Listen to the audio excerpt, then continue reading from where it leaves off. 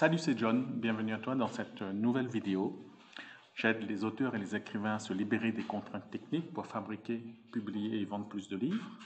Et aujourd'hui, on va parler un petit peu d'un point particulier, c'est pourquoi je n'échange jamais en direct avec mes interlocuteurs. Par exemple, tu es un prospect, c'est-à-dire une personne qui est intéressée par nos services et qui a envie vraiment de passer commande et de travailler avec nous. Et malheureusement, tu as besoin d'échanger avec moi. Tu aimerais avoir des explications ou qu'on éclaircisse certains points qui te semblent obscurs. Tu as besoin d'être conseillé, d'être guidé, etc., etc. Donc, je vais t'expliquer un petit peu les raisons qui me poussent, qui m'ont incité à partir dans cette direction depuis de nombreuses années maintenant.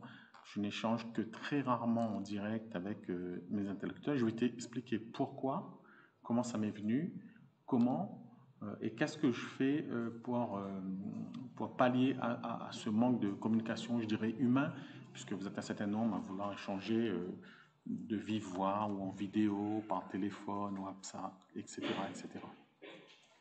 Avant de poursuivre, je vais t'inviter à t'abonner à notre chaîne YouTube ici.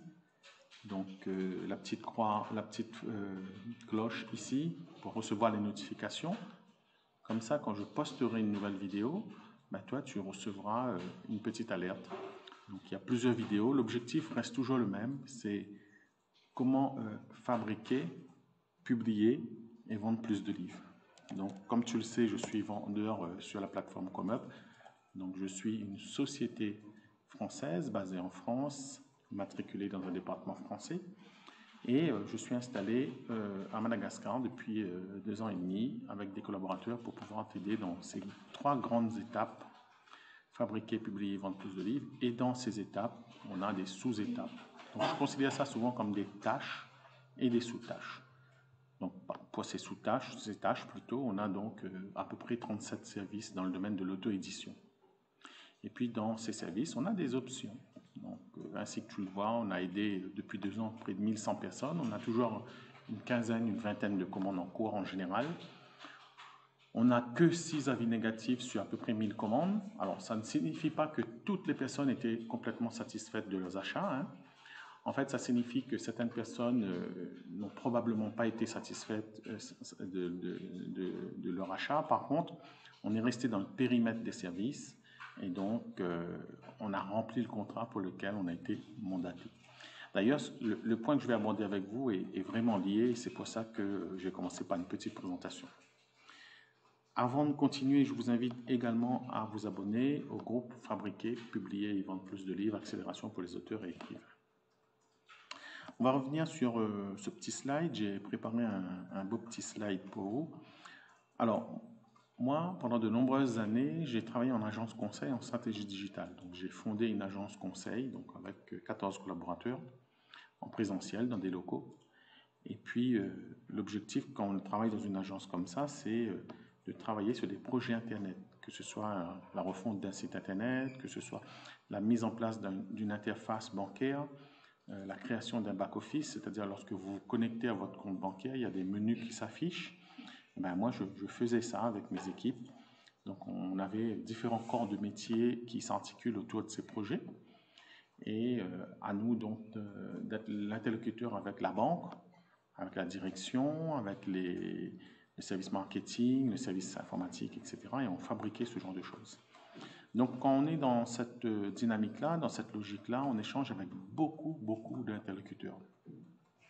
Pour en savoir plus sur moi, je vais vous inviter à visionner la vidéo Jonathan Lamarquise, témoignage d'entrepreneuriat Amazon KDP, si cela est possible et si tu le veux bien. De cette façon, pendant 40 minutes, tu verras un petit peu mon parcours professionnel et ça te permettra un petit peu de comprendre l'axe que j'ai pris. J'ai aussi travaillé plusieurs années, pas que 2 ans, en présentiel en entreprise, toujours à mon compte.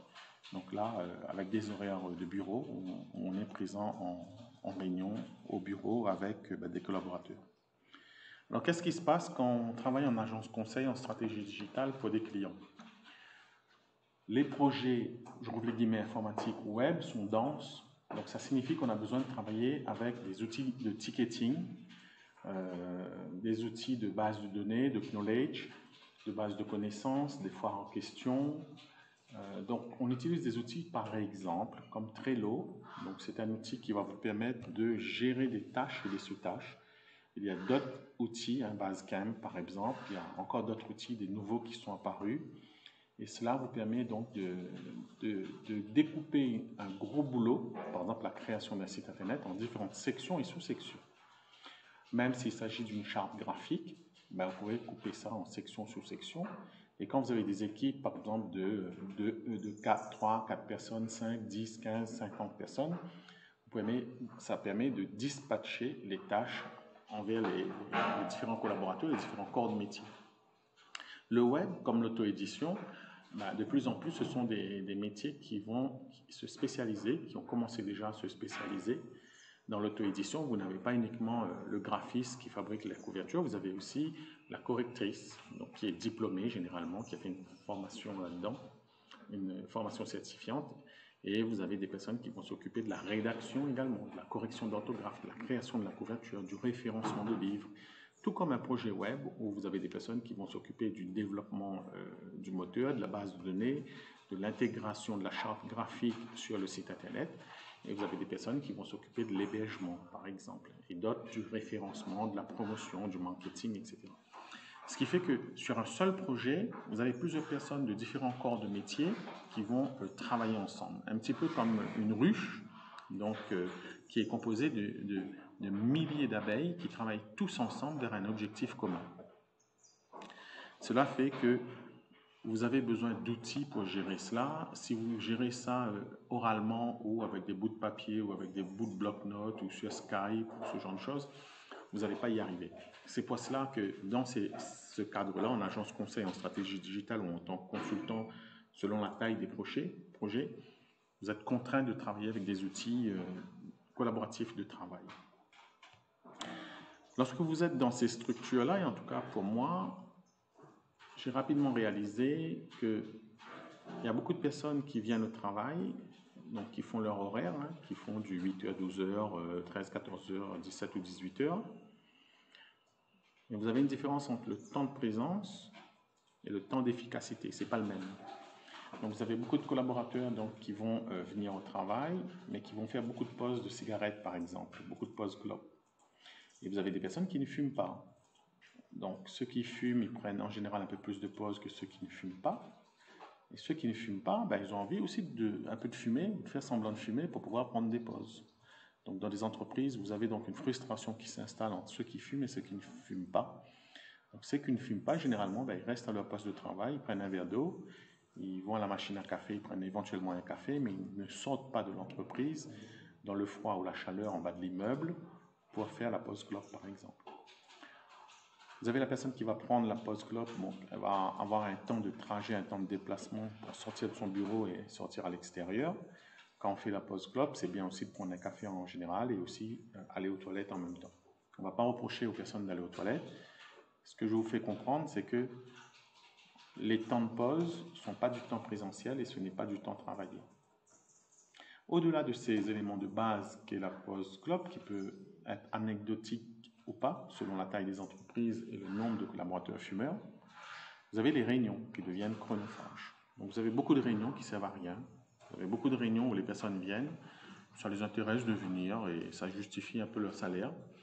Ils ne se préparent pas aux réunions, ils s'en foutent complètement, ils se fichent complètement de la réunion, ils sont là juste pour être là. Et l'objectif, c'est de faire passer du temps. Donc on a une réunion qui débute à 10h, et puis elle se termine généralement à 11h, elle doit se terminer à 11h. Vous savez, elle ne commence jamais à 10h, elle commence à 10h05, 10h10, 10h15, puisqu'il manque un collaborateur, le vidéoprojecteur ne fonctionne pas, il faut allumer la clim, il manque une chaise, on attend quelqu'un, on rigole encore un peu, on parle encore un peu des vacances, on parle un petit peu de ce qu'on va faire le week-end, etc., etc. Donc cette réunion, elle commence. L'efficacité de cette réunion va dépendre de la personne qui a préparé la réunion.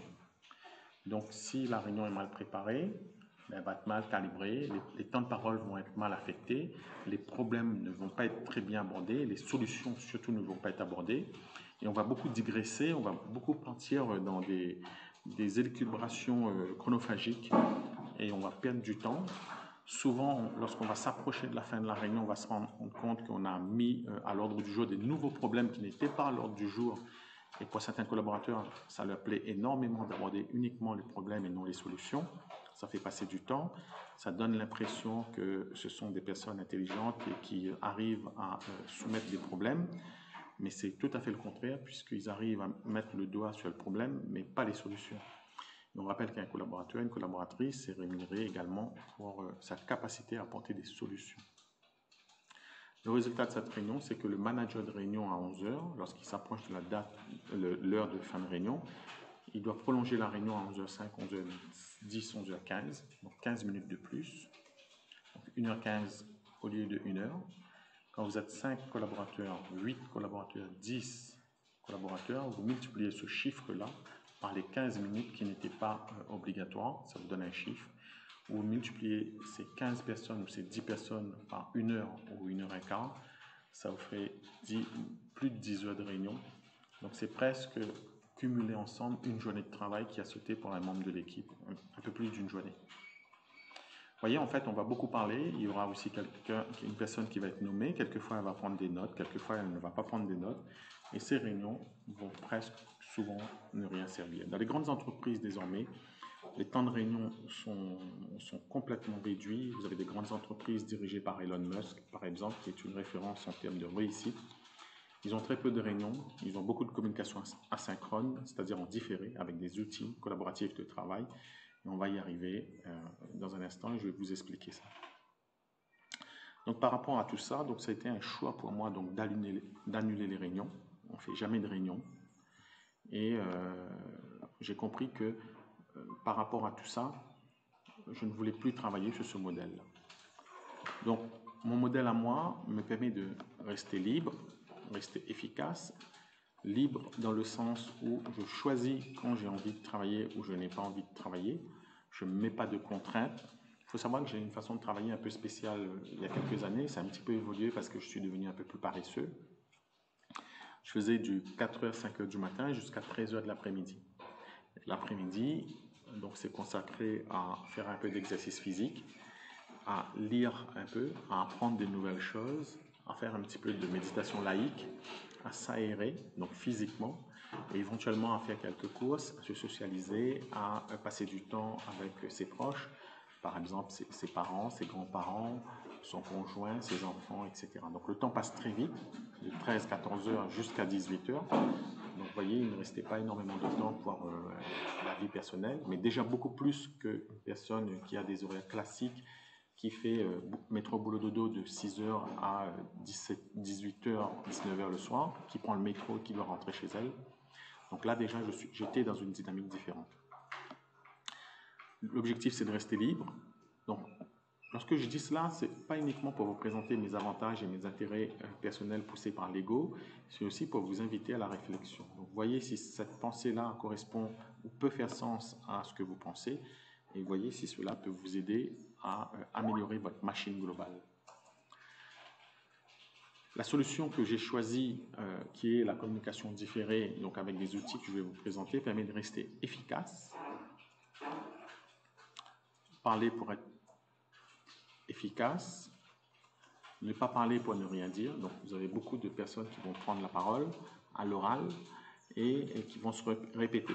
Donc, par exemple, depuis les 13 minutes où je suis en train de parler, comme je suis dans une communication orale humaine, ma capacité d'attention et de concentration est complètement différente de la communication écrite, en sachant que la communication orale et écrite sont différentes. Donc, je digresse selon un pourcentage. Je répète les mêmes phrases, qui est complètement différent d'une communication écrite où, par exemple, si je le souhaite, et en plus maintenant aidé par l'IA, chaque phrase peut émettre une seule idée. Je saute de ligne et la phrase suivante émet une autre idée qui est différente de la première idée. Cette façon de faire donc permet de rester libre, efficace, parler pour être efficace, ne pas parler pour ne rien dire. Lorsqu'une personne parle, par exemple, lorsque là je suis en train de parler, donc là vous êtes plus ou moins concentré. Si je réduis le volume, la vitesse de prononciation des mots, vous allez encore être plus concentré.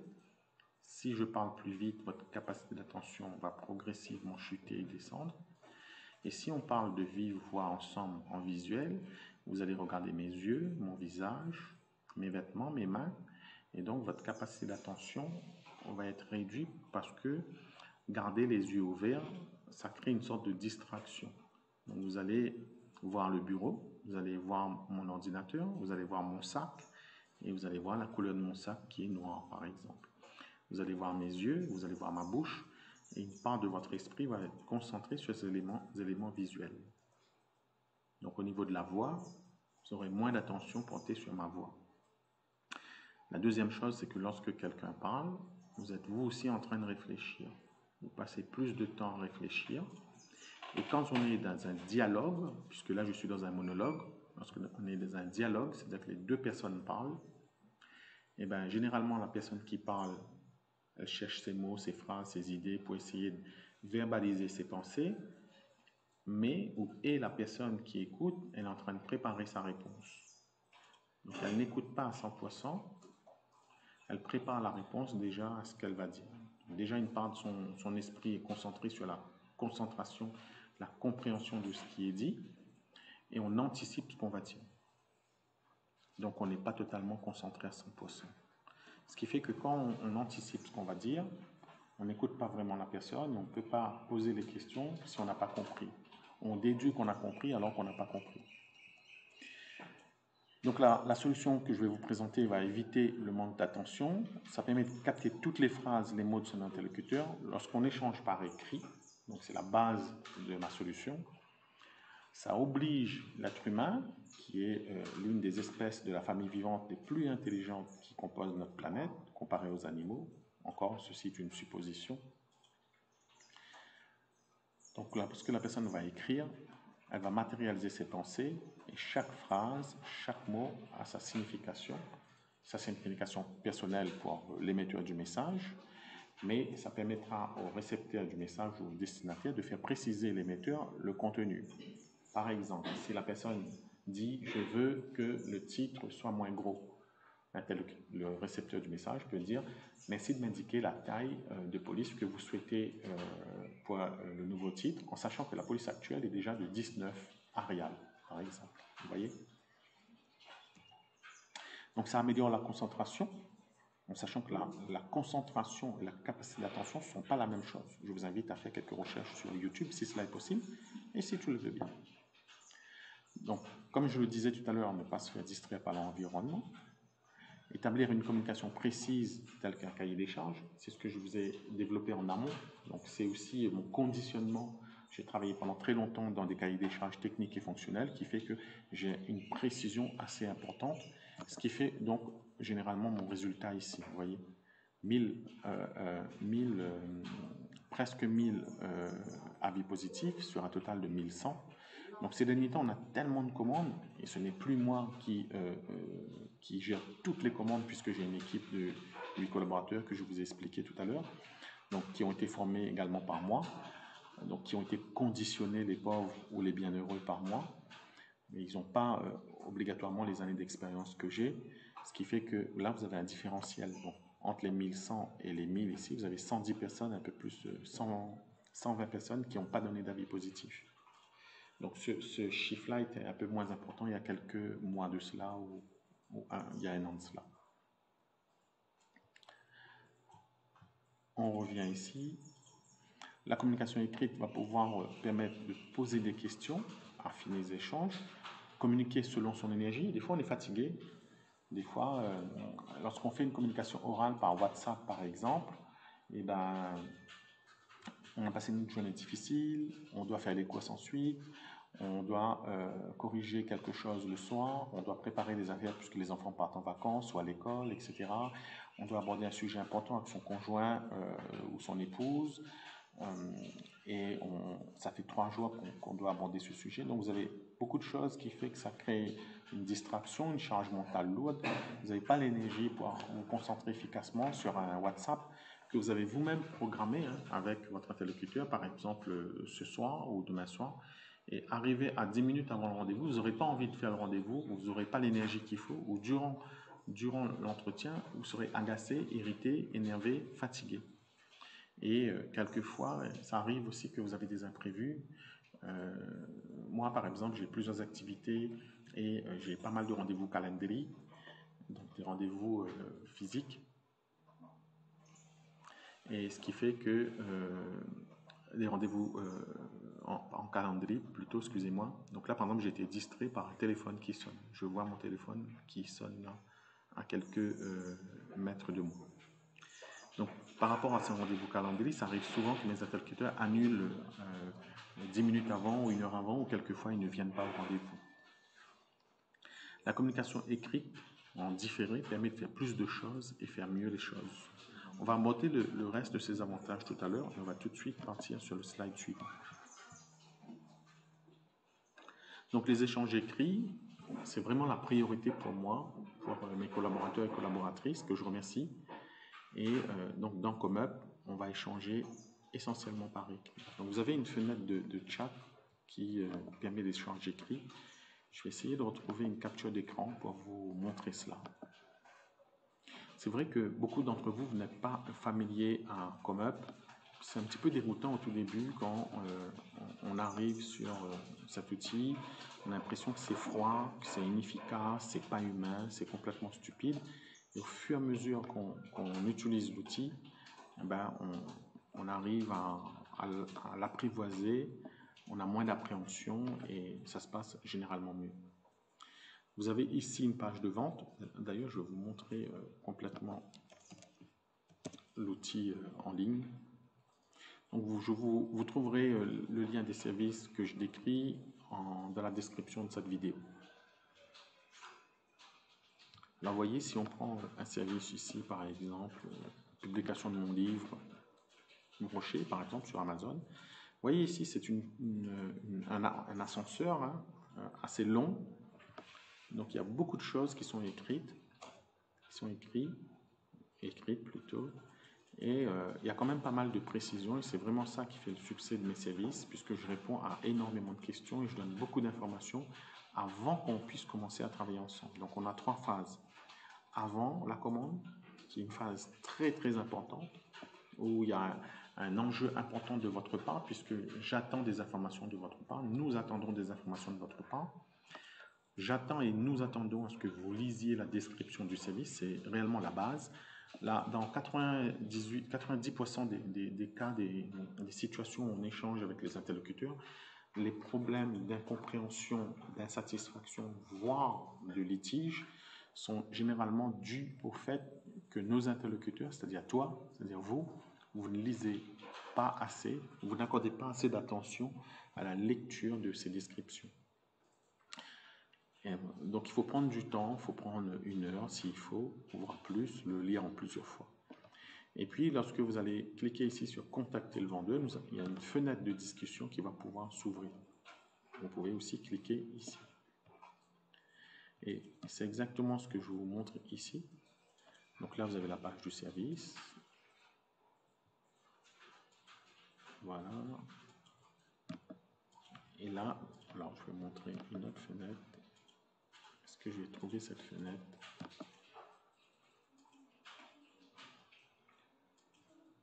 Alors, on va fermer ici. On va descendre un petit peu plus bas. Voilà. Donc c'est cette fenêtre qui va s'ouvrir.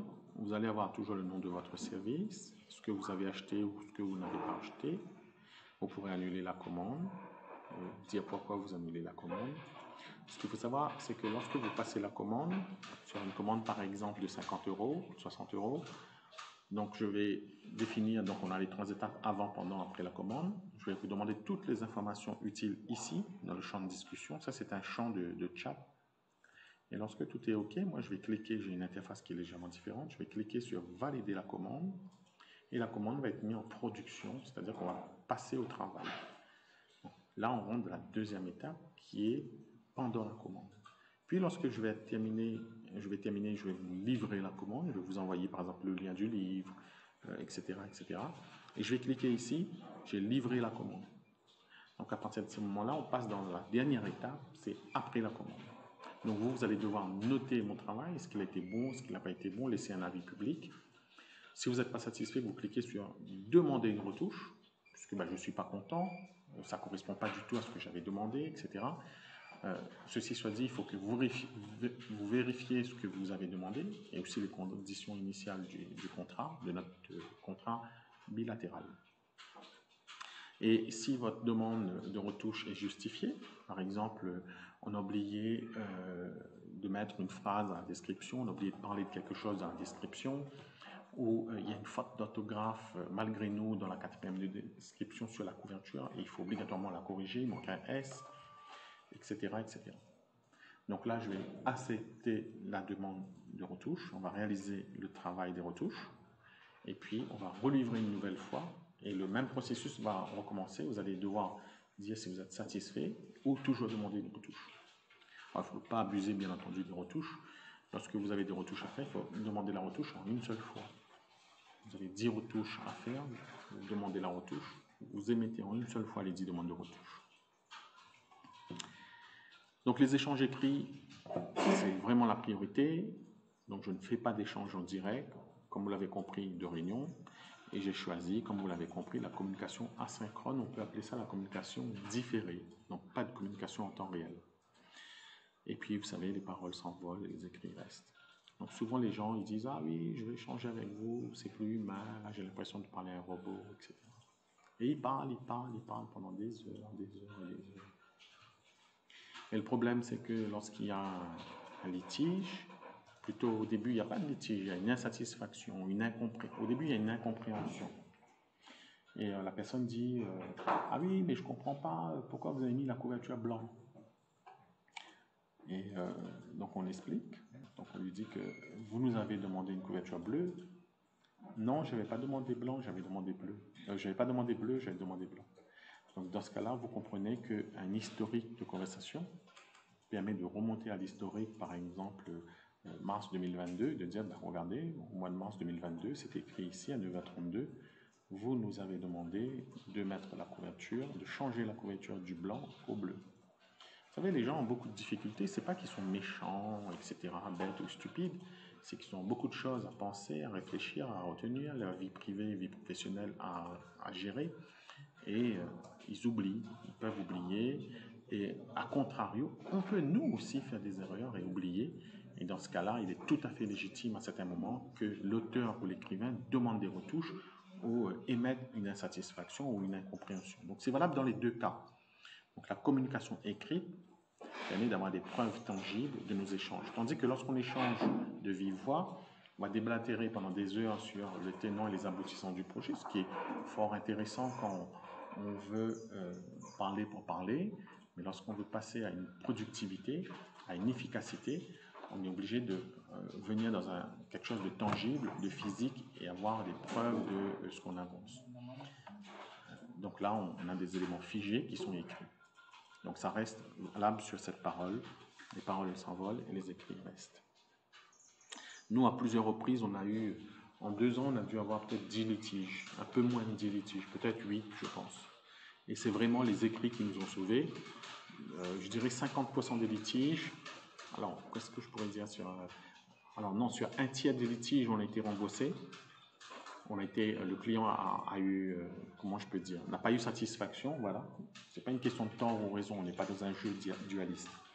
Il n'a pas eu satisfaction et nous, on a eu satisfaction. Dans un tiers de demandes, on a fait du 50-50, on a coupé la poire en deux. En fait, c'est le médiateur qui coupe la poire en deux. Il rembourse 50% de la commande à l'acheteur et 50% au vendeur, parce qu'ils estiment qu'il y a eu une incompréhension des deux parties. Et dans un tiers, c'était une erreur qui était due de notre fait. Et là, c'est l'acheteur qui a eu satisfaction et la commande a été, par exemple, remboursée. Ça peut être des grosses sommes, hein, ça peut être des 400 €. Donc, je me souviens d'une ancienne commande, il y a très longtemps, de 400 €, je crois, 2021, au tout début. Et donc là, la cliente, parce qu'il s'agit d'une cliente qui a été complètement remboursée, malgré notre bonne foi, nous n'avons pas été assez précis, bien que nous n'ayons pas été malveillants, on n'a pas été précis et donc le médiateur a remboursé la cliente. Donc il n'y a pas uniquement des avantages uniquement pour moi, John, hein, dans le sens où mais ce gars-là, il pense qu'à lui, il veut faire de la thune, il a mis son équipe en place, il ne veut plus changer avec les gens, et pourtant il échangeait bien au début quand il avait moins de clients.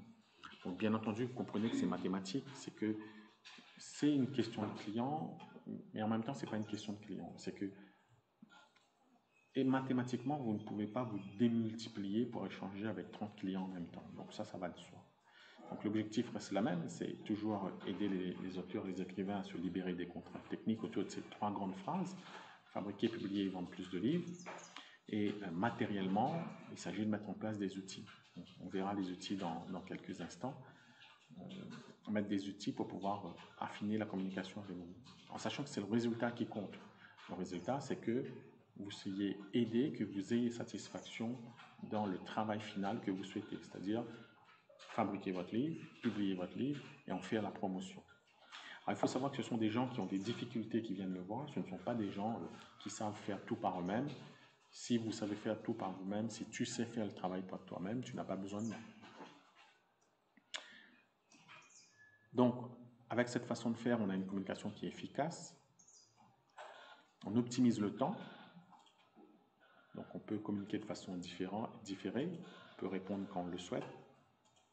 On apporte une réponse de qualité. Mais vraiment, ça, c'est vraiment, je pense, le point fort, la valeur ajoutée de ça, l'ADN. On a des informations claires et consultables à tout moment par les différents parties. Il n'y a pas de lézard, comme on peut dire. Donc voilà, on arrive à la fin. Je crois qu'il y a certains petits points que je n'avais pas développés ici. Donc ça permet aussi d'éviter le burn-out. Donc quand vous dirigez beaucoup de projets comme ça, vous avez dans notre monde moderne et puissant beaucoup trop de personnes qui font des dépressions et des burn-out ces derniers temps. Et c'est beaucoup médiatisé. Donc je ne souhaite pas arriver à ce niveau-là, et on met en place des éléments pour se prémunir de ça. Ça me permet d'avoir une vue globale. Comme je suis sur différents projets, je sais depuis une dizaine d'années faire la différence entre gérer, donc mes collaborateurs gèrent. J'ai des personnes qui dirigent, donc on a Mirad par exemple qui dirige avec Zan, et on a des personnes qui supervisent. Je suis le superviseur. Attention, c'est pas une question de hiérarchie, je suis plus fort, le moins fort, etc. C'est une question de dynamique de groupe, d'équipe et de collaboration. Donc ce sont des tâches complètement différentes. Donc quelqu'un qui supervise doit généralement savoir diriger et doit savoir gérer. Et une personne qui dirige doit savoir gérer. Une personne qui gère n'a pas obligatoirement besoin de savoir diriger ou superviser, sauf si elle a envie d'évoluer ou d'apprendre. Voilà, 30 minutes pour expliquer ça, c'est important. C'est pas rébarbatif, c'est pas inutile, c'est pas stupide, c'est vraiment pour comprendre la dynamique globale. Pourquoi je n'échange pas en direct avec les interlocuteurs. Si tu as des questions que je n'ai pas abordées, je t'invite à les poser en dessous de cette vidéo. Et en tout cas, encore une fois, je te dis à bientôt pour pouvoir échanger en direct ici. Il faut cliquer sur Service et cliquer sur Contacter le vendeur. À bientôt et merci d'avoir suivi cette vidéo.